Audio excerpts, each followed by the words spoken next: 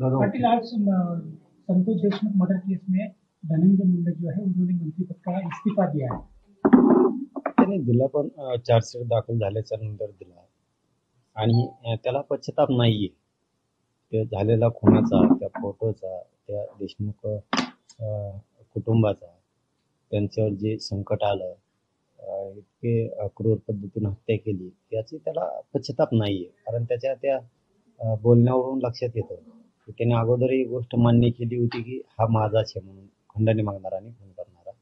मगरूरपणे सांगितलं होतं त्याने, ते माजलेल्या अवस्थेत सांगितलेलं होतं. तोच माज आणि तीच मस्ती आजही त्याच्यात दिसली. तीच मगरुरी होती की त्याला त्याचा पश्चाताप झालेला नाही त्या फोटोचा. त्यांनी दवाखान्याच्या कारण करून राजीनामा दिला असं त्याचं म्हणणं आहे. म्हणजे आजही त्याच्यावरती जे संस्कार शब्द म्हणला जातो, जे पुरोगामी विचार म्हणलं जातं, ते त्याच्याकडे नाही. आजही संस्कार या शब्दाला, नैतिकता या शब्द त्यांच्या जीवनात कधी आलेलीच नाहीये. म्हणून तीच मस्ती एक दिवस काय करणार आहे माहिती का, हे असले माजोरडं बोलून बोलून सगळे लोक त्यांचे संपवतील. म्हणजे एक पूर्वी म्हण होती बघा, पाण्यात सगळी लंका बुडाली, हे असे सगळे लंका बुडून टाकणार आहेत त्यांचे असे माजुडेपणाचे शब्द वापरून बोलून.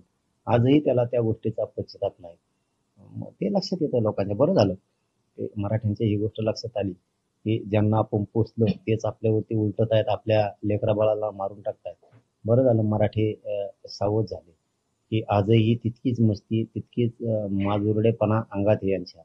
आजही समाजाच्या लक्षात येणं गरजेचं होतं. म्हणजे पुढच्या काळात तरी किमान मराठी आता यांना जवळ करणार नाहीत आणि करू सुद्धा नाही. माझं आव्हान आहे मराठ्यांना की ह्या माजुरड्या टोळीला जवळ करू नका. हे सगळे सारखेच लोक आहेत, त्यांच्यात कोणात काहीच बदल नाही. ते संस्कारानं सारखेच भरलेले आहेत.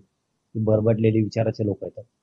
यांना तांब्यावर पाणी सुद्धा कधी देऊ नका, कारण आपलं लेकरू यांनी मारलेलं आहे.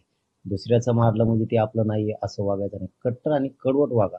इथून पुढे मराठ्यांनी जसंच तसं उत्तर द्यायचं शिका. यांना अजिबात कोणाला दबून राहायची गरज नाही, भ्यायची पण गरज नाही. यांचा माज आपल्याला उतरावा लागणार.